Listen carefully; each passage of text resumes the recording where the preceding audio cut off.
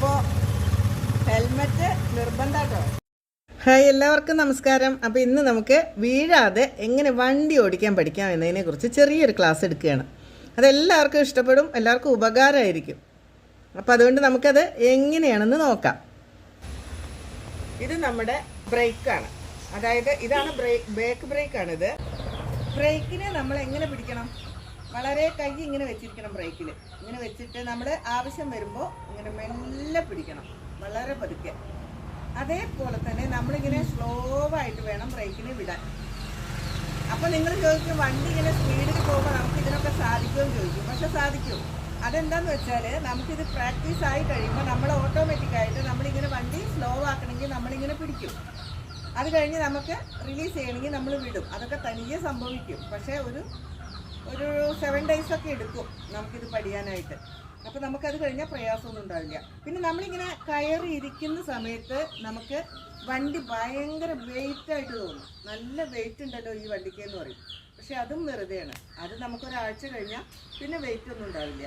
പിന്നെ നമ്മളിങ്ങനെ കയറി ഇരിക്കുന്ന സമയത്ത് നമുക്കിത് അറിയാത്തത് കൊണ്ട് നമുക്ക് ഒരു ബലം വരും. നമ്മളിതിനെ മുറുകെ പിടിക്കാൻ ശ്രമിക്കും. അപ്പോൾ നമുക്ക് നല്ല ബലം വരും. പക്ഷെ ആ ബലം വരുന്നതുകൊണ്ടാണ് നമുക്ക് ഈ വണ്ടി പ്രയാസമായിട്ട് തോന്നുന്നത്.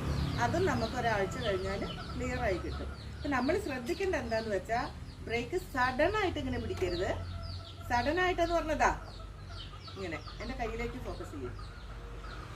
വണ്ടി ഇങ്ങനെ സഡനായിട്ട് പിടിക്കരുത്.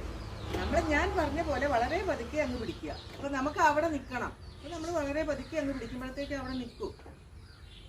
അതൊരു മെയിൻ വിഷയമാണ് ഈ ബ്രേക്കിൽ. പിന്നെ ആക്സിലേറ്റർ, ഇപ്പം ഞാൻ പറഞ്ഞില്ലേ, ഇങ്ങോട്ട് വാ, കട്ട് ചെയ്യും. ആക്സിലേറ്ററാണ് ഒരു വണ്ടിയുടെ ആക്സിലേറ്ററും ബ്രേക്കും പ്രധാനപ്പെട്ടതാണ്. എല്ലാം പ്രധാനപ്പെട്ടതാണ്. പക്ഷേ എങ്കിലും കൂടി നമ്മൾ ഏറ്റവും കൂടുതൽ ശ്രദ്ധിക്കേണ്ട കാര്യം ഈ ആക്സിലേറ്ററും ഈ ബ്രേക്കുമാണ്.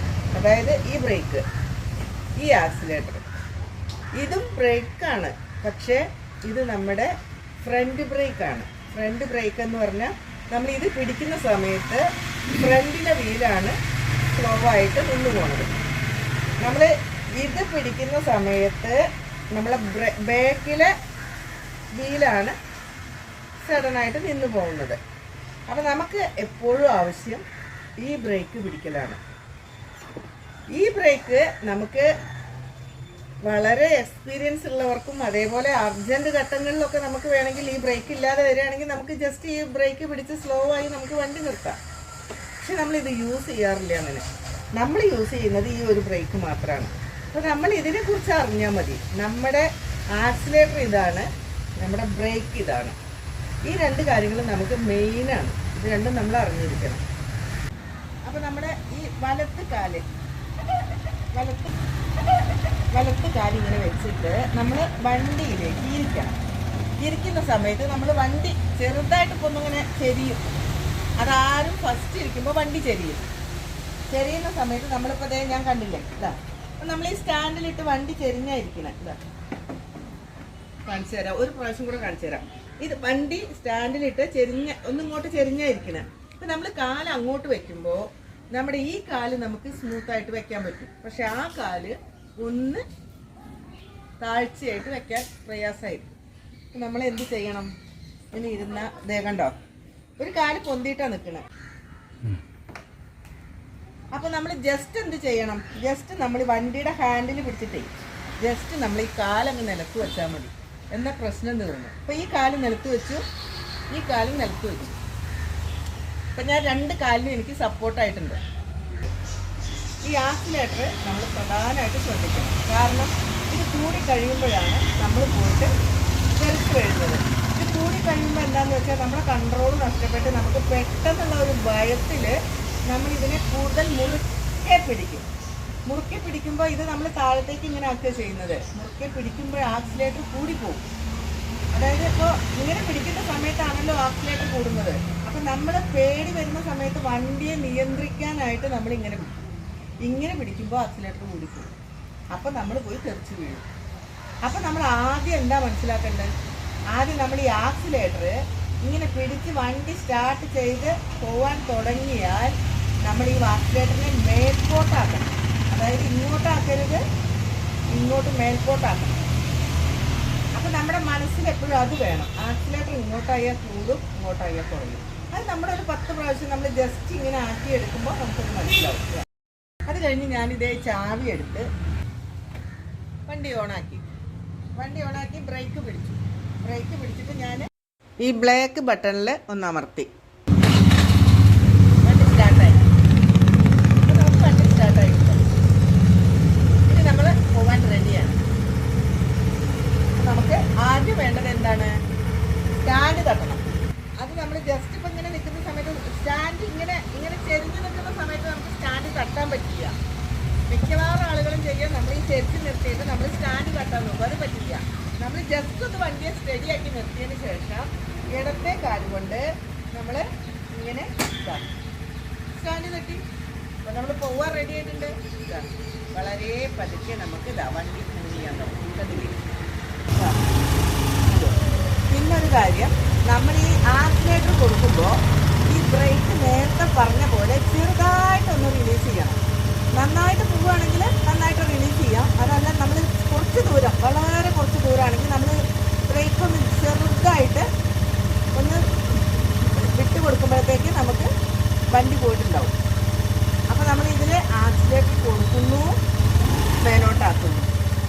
അപ്പോൾ നമ്മുടെ വണ്ടി സ്ലോ ആവുന്നു. ആക്സിലേറ്റർ കൊടുക്കുന്നു, മേലോട്ടാവുന്നു. ഈ ആക്സിലേറ്റർ കൊടുക്കുമ്പോൾ ഇങ്ങനെ കൊടുത്തു കഴിഞ്ഞാൽ പോവാതിരിക്കാനാണ് ഞാൻ ഇങ്ങനെ ചെയ്യുന്നത്. പോവാതെ അപ്പോൾ നിങ്ങൾ കുറച്ച് സമയം ഇങ്ങനെ ശ്രദ്ധിച്ച് ചെയ്ത് കഴിഞ്ഞാൽ നിങ്ങൾക്ക് ഇതിൻ്റെ കംപ്ലീറ്റ് ഈ വണ്ടിയുടെ ഒരു മൂവിങ് നമുക്ക് നമ്മുടെ മനസ്സിലുണ്ടാവും. അപ്പോൾ വണ്ടി കൂടുതലായിട്ട് ആക്സിലേറ്റർ പോകുന്ന സമയത്ത് നമുക്കത് നിയന്ത്രിക്കാൻ കഴിയും. അതായത് സ്റ്റോപ്പ് ചെയ്യാനായിട്ട് നമുക്ക് എങ്ങനെയാണോ അതിൻ്റെ മെത്തേഡ് എന്നുള്ളത് പ്രാക്ടിക്കലായിട്ട് തന്നെ നമുക്ക് മനസ്സിലാവും. നമ്മൾ തിയറി ആയിട്ട് എടുക്കുമ്പോൾ നിങ്ങൾക്കത് പറഞ്ഞ് മനസ്സിലാക്കാനല്ലേ പറ്റുള്ളൂ. പ്രാക്ടിക്കലാവുമ്പോഴാണ് നമുക്കത് കറക്റ്റായിട്ട് അറിയുന്നത്. അപ്പം നമ്മളത് ഇങ്ങനെ ചെയ്ത് നോക്കണം. അതായത് ഒന്ന് കൊടുത്ത് നോക്കണം, ഒന്ന് ഓഫാക്കി നോക്കണം, ഇത് കൊടുത്ത് നോക്കണം, ഓഫാക്കി നോക്കണം. അപ്പം നമ്മൾ ഇത് ചെയ്തുകൊണ്ടിരുന്നാൽ തന്നെ നിങ്ങൾ ഈ വണ്ടി നിങ്ങളെ നിയന്ത്രണത്തിലാവും. നിങ്ങൾക്ക് എപ്പോൾ വേണമെങ്കിലും ഇതിനെ സ്ലോ ആക്കാൻ കഴിയും. ഇപ്പം നമ്മൾ ഇങ്ങോട്ട് കൊടുക്കാൻ മാത്രമാണ് പഠിപ്പിച്ച് തരാറ്. ഇപ്പം നമ്മുടെ വീട്ടിലെ ഹസ്ബൻഡോ ഏട്ടനോ അച്ഛനോ ആരെങ്കിലും പഠിപ്പിച്ച് തന്നാൽ എന്ത് പറയുമെന്നറിയോ? ചാവി കൊടുത്തോളും, ഇത് ആക്സിലേറ്ററാണ്, അത് ബ്രേക്കാണ്, ആക്സിലേറ്റർ കൊടുത്താൽ വണ്ടി പോകും എന്ന് പറയും. അപ്പം നമ്മൾ എന്ത് ചെയ്യും? ഈ ആക്സിലേറ്റർ അങ്ങ് കൊടുക്കും.